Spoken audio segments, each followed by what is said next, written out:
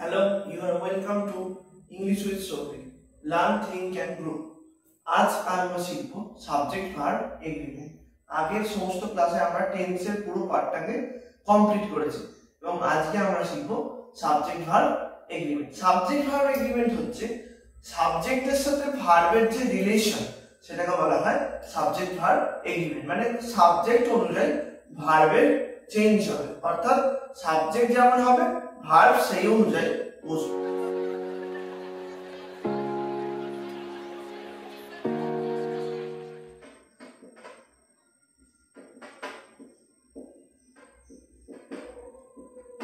যেমন আমি বললাম হি ইজ এ ডক্টর, তাহলে এখানে হি অনুযায়ী ইজটা বসলো, এটাকে বলা হয় সাবজেক্ট ভার্ব এগ্রিমেন্ট। এটা হচ্ছে সাবজেক্ট আর এটা অনুযায়ী হচ্ছে ভার্বটা বসলো, এটাকে এগ্রি করলো, হি কে এগ্রি করলো ইজ, সেই অনুযায়ী এটা হলো সাবজেক্ট ভার্ব এগ্রিমেন্ট। এবার আমরা শিখবো সাবজেক্ট ভার্ব এগ্রিমেন্টের প্রথম কনসেপ্টটা কি? যদি সাবজেক্টে সিঙ্গুলার সাবজেক্ট থাকে তার এগেইনস্টে সবসময় বসবে সিঙ্গুলার ভার্ব। যদি আমার প্লুরাল সাবজেক্ট থাকে তাহলে তার এগেইনস্টে বসবে plural verb.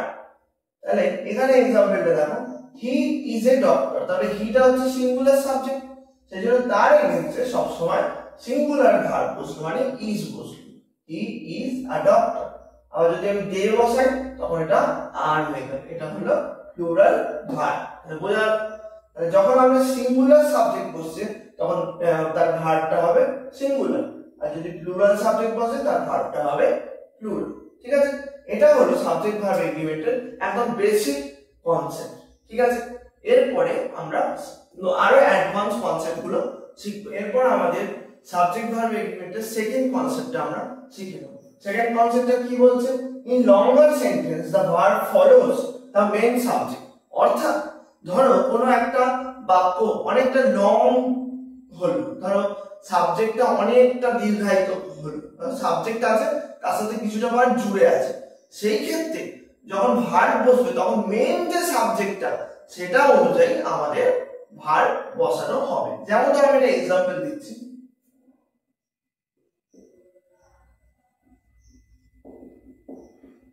the decisions taken by the finance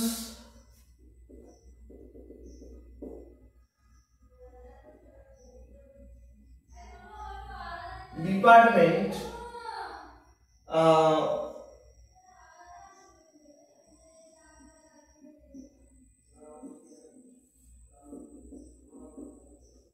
in the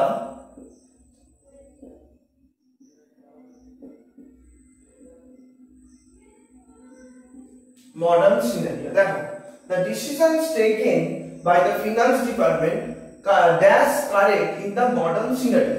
যদি আমি এই বাক্যটা নিই, যদি এখানে ধরো ইজ নিলাম আর আর নিলাম, ধরো কোন অপশনটা কারেক্ট হবে যদি আমি এইভাবে নিই। ঠিক আছে, এখানে সাবজেক্ট কোনটা আগে আমাদের খুঁজতে হবে। এখানে আছে decisions taken by the finance department, এখানে ফিনান্স ডিপার্টমেন্টের সাবজেক্ট না কি পুরোটা সাবজেক্ট, নাকি ডিসিশনস এর সাবজেক্ট? সাবজেক্ট হচ্ছে আমাদের সবসময় ডিসিশনস, যে ডিসিশনটা নেওয়া হয়েছে সেটাই তো কারেক্ট। অর্থাৎ এই ডিসিশনটা সিঙ্গুলার আছে না প্লুরাল আছে? এখানে ভালো করে দেখো, এখানে ডিসিশনে এস আছে, তাহলে এখানে কি আছে? এটা হচ্ছে প্লুরাল। যেটা ডিসিশনস হলে সেক্ষেত্রে আমার কি হয়ে যাবে? আর হয়ে যাবে। এইটাই বলছিলাম যে লঙ্গার সেন্টেন্সে সাবজেক্টটা মেইন সাবজেক্টটাকে আমাদের খুঁজতে হবে ভার্বটা বসানোর জন্য, সেই জন্য ডিসিশনস এর জন্য এখানে আর বসবে।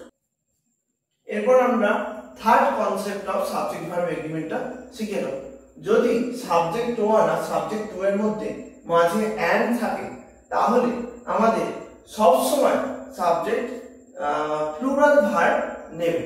তার মানে সাবজেক্ট 1 আর সাবজেক্ট 2 এর মধ্যে যদি এন্ড থাকে তার মানে কি দাঁড়ায়? যে দুটো সাবজেক্টে আলাদা আলাদা দুটো সাবজেক্টকে বোঝাচ্ছে, মানে দুটো সাবজেক্ট বোঝাচ্ছে, দুটো সাবজেক্ট নিলে মানে প্লুরাল কনসেপ্ট বোঝাচ্ছে, সেই জন্য এর সাথে প্লুরাল ভার্ব নেবে। যেমন ধরো বললাম एग्जांपल, রাম and শ্যাম। এবার এখানে বসাবো আর না ইজ, দ্য ফিল্ড। তাহলে আমি কি বললাম, সাবজেক্ট 1 আর সাবজেক্ট 2 যদি আলাদা আলাদা দুটো সাবজেক্ট হয় সেই ক্ষেত্রে আমরা সবসময় প্লুরাল ভার্ব নেব। তার মানে কি হবে, আর হয়ে যাবে। তাহলে বোঝা গেল? এই জন্য আমরা প্লুরাল ভার্ব নেব। কিন্তু এটার একটা এক্সেপশন আছে, সেটা কেমন?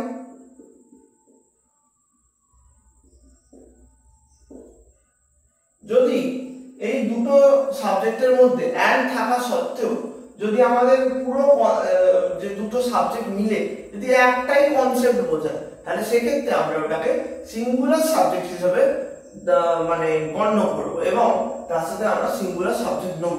যেমন যদি আমি বলি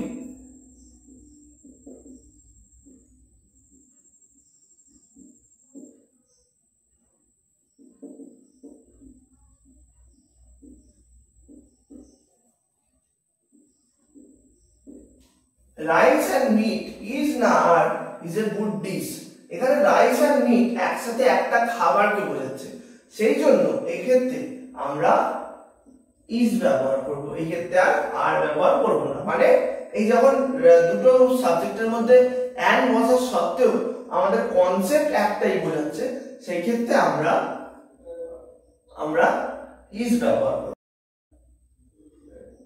সিঙ্গুলার আইডিয়া, সেই জন্য ভার্বটাও ওখানে হয়ে যাবে সিঙ্গুলার ভার্ব। বুঝলেন?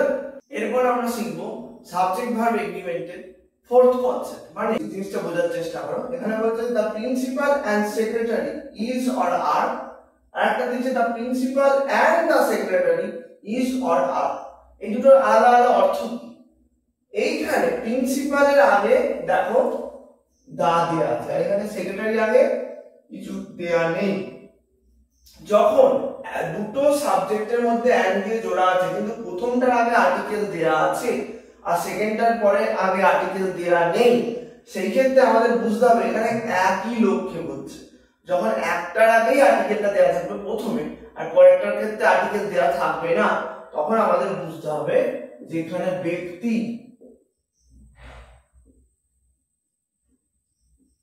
একজন, মানে the same person। এখানে দেখো the principal and the secretary, এখানে দুটো আলাদা ব্যক্তিকে বোঝাচ্ছে, অর্থাৎ এখানে বলছে আলাদা ব্যক্তি অথবা ডিফারেন্ট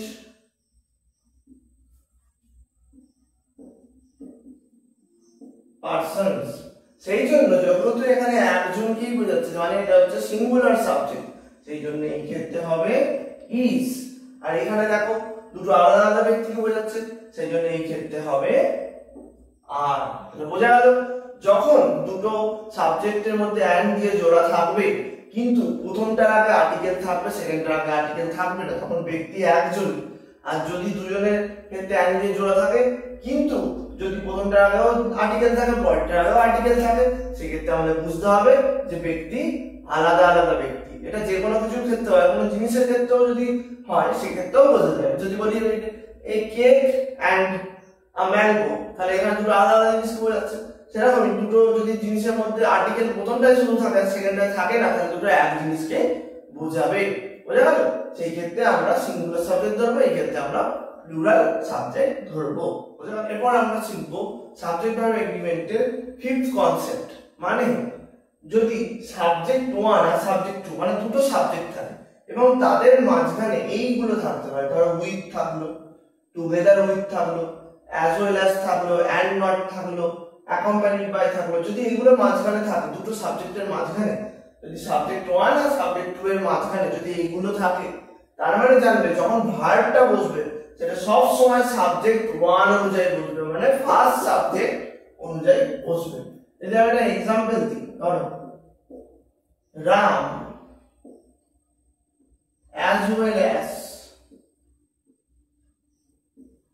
Sam, এবার এখানে was বসবে, বসবে absent from the মিটিং। যদি এখানে run as well as Sam বসলো, তাহলে আমি কি বললাম মাঝখানে এগুলো তাহলে সবসময় সাবজেক্ট ওয়ান অনুযায়ী এখানে ভার্বটা বসবে। তাহলে রাম এখানে ফার্স্ট সাবজেক্ট, যদি এখানে ধরো এখানে প্লুরাল করে দিলে তাহলে তোমাদের বুঝতে সুবিধা হবে। Ram as well as his brothers. এবার এখানে সিঙ্গুলার সাবজেক্ট আছে, এখানে প্লুরাল সাবজেক্ট আছে, কিন্তু যেহেতু অ্যাজ ওয়েল অ্যাজ মাঝখানে আছে সেই জন্য সব সময় সাবজেক্ট ওয়ান অনুযায়ী বসবে।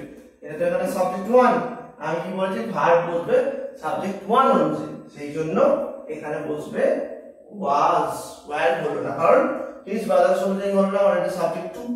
সাবজেক্ট ওয়ান হচ্ছে রাম, সাবজেক্ট ওয়ান অনুযায়ী যদি অ্যাজ ওয়েল অ্যাজ এগুলো থাকে তাহলে সাবজেক্ট ওয়ান অনুযায়ী বসবে, সেই জন্য এখানে বসলো ওয়াজ। তাহলে ক্লিয়ার হলো।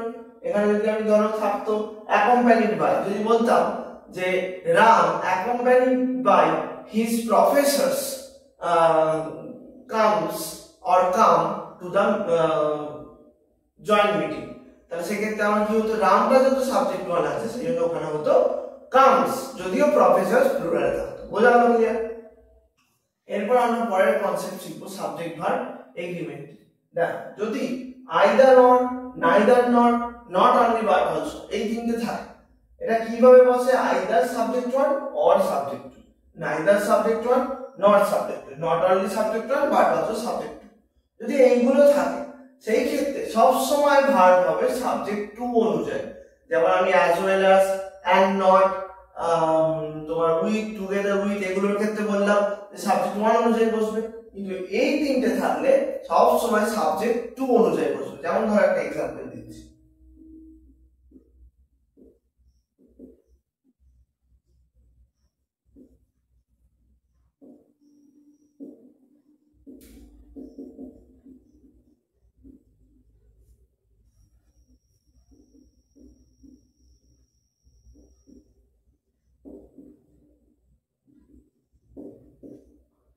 not only I but also my teachers is or are responsible। যদি আমার not only but also থাকে আমি সব সময় বলবো এখানে but না also, but also, ঠিক আছে? not only I but also my teachers is or are responsible, এখানে সব সময় সাবজেক্ট টু my teachers, সেই জন্য এখানে সব সময় এখানে সাবজেক্ট টু, টিচার্স আছে প্লুরাল, সেই জন্য এখানে আর বসবে। বোঝা গেল?